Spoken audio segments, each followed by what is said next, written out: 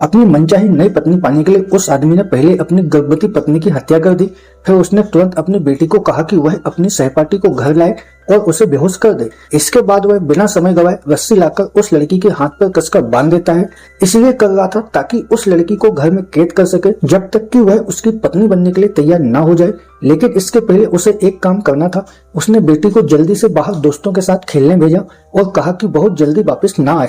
आने से पहले उसे फोन करना ना भूलना। बेटी ने बिना कुछ सोचे मान लिया और घर से बाहर चली गई।